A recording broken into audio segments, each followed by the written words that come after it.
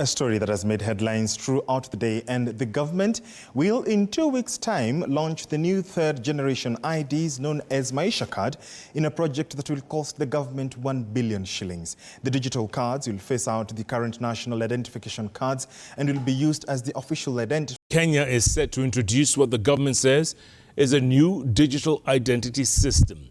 Now, the Unique Personal Identifier system will be the primary identification number throughout a person's life and eliminate the need for numerous other registrations. The system is set to be rolled out in the next 4 months. And as our very own Brenda Wanga reports, the new system comes a few years after the stalling of a similar system, the Huduma Number. Now, a new digital personal identity.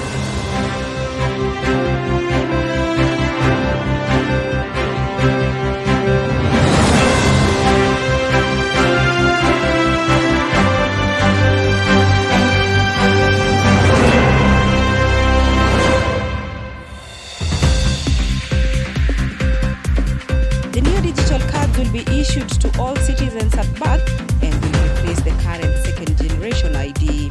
This is in a bid to support the consumption of online services offered by the government, as well as minimize identity fraud, forgeries, and other misrepresentation.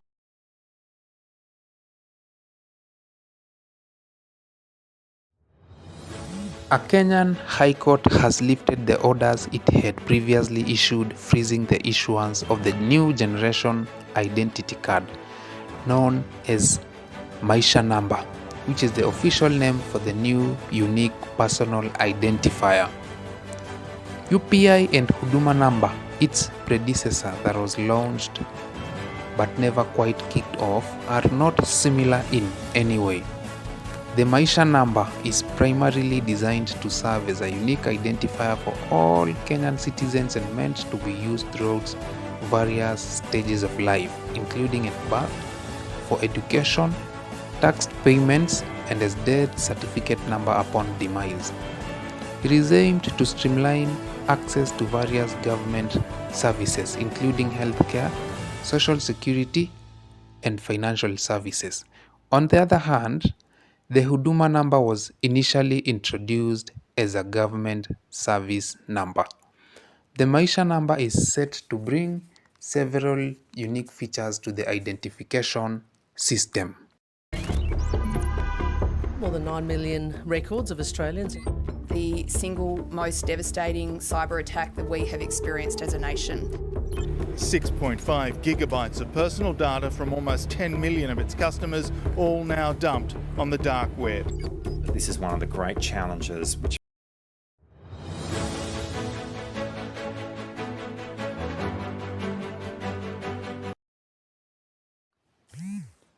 The rollout of the Maisha Number represents a shift from second generation to third generation IDs.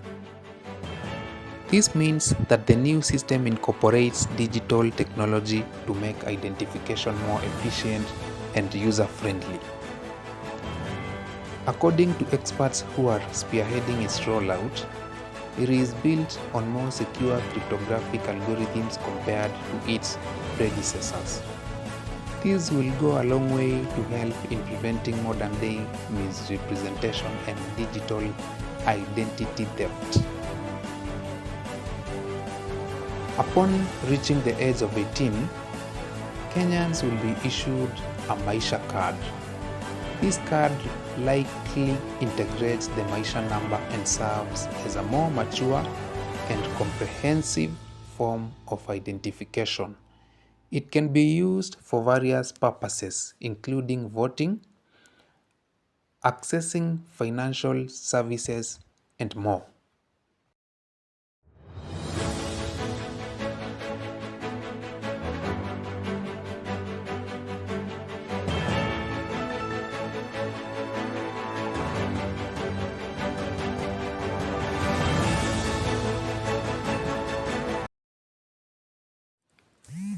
Although the Maisha Number promises to be a game changer in digital identification, it is still shrouded in mystery and controversy.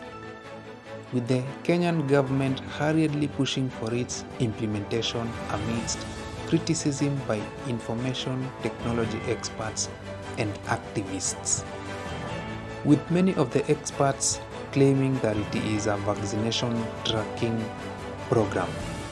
It is believed that American tech investor and billionaire Bill Gates, through his philanthropic foundation, has a hand in the whole process. The billionaire, who is known to champion genetic biotechnologies such as GMO, has met President Ruto in a series of meetings since he came to power, with most of the engagements shrouded in secrecy.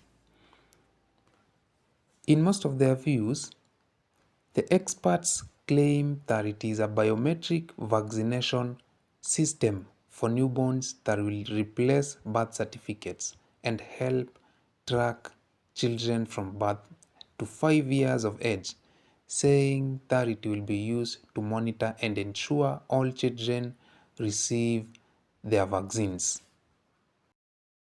Now, it even gets worse. The Bill and Melinda Gates Foundation is continuing its global push to support its so-called government-backed digital ID programs, and this time setting its sight on Kenya, where it will advise the government on that country's Maisha Namba digital ID initiative that is currently under development.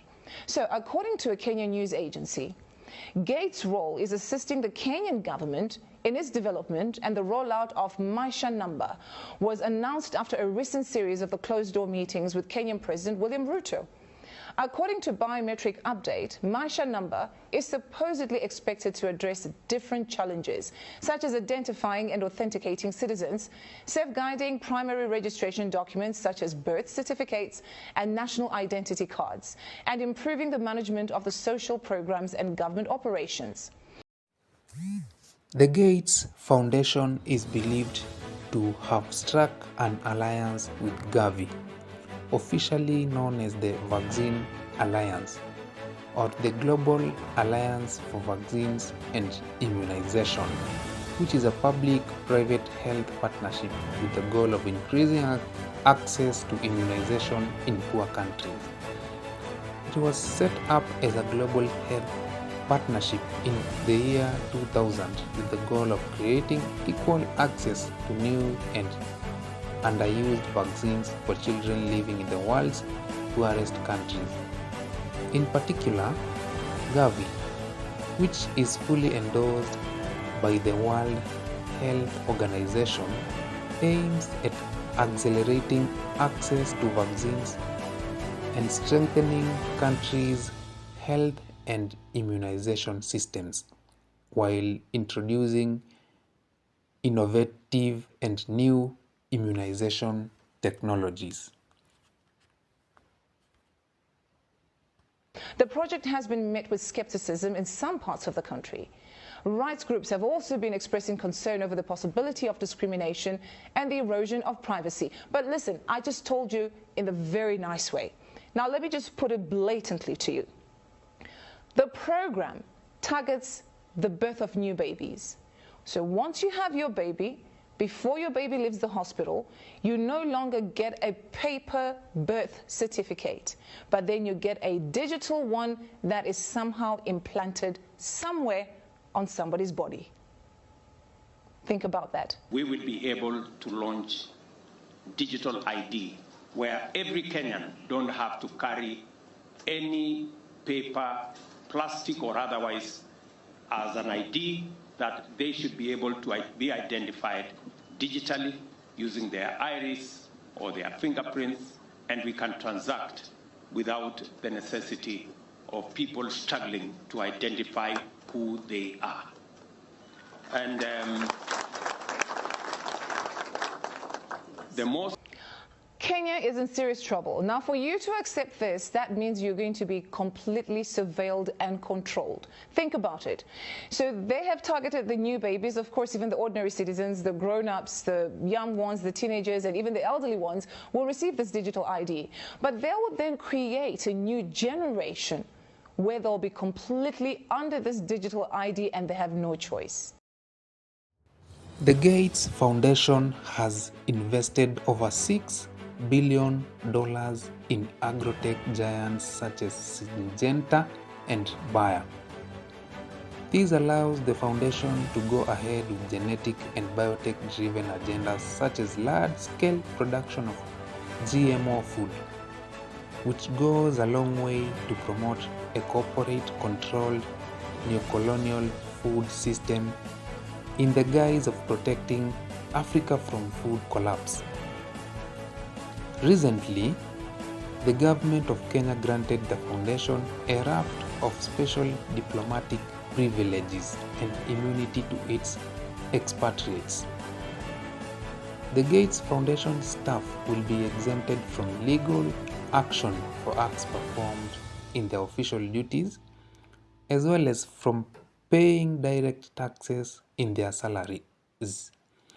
Exemptions also include immunity from national service obligations and immigration restrictions for the staff, their spouses, and dependents. The Gates Foundation now has the authority to enter into contracts, engage in legal proceedings, and manage property in Kenya.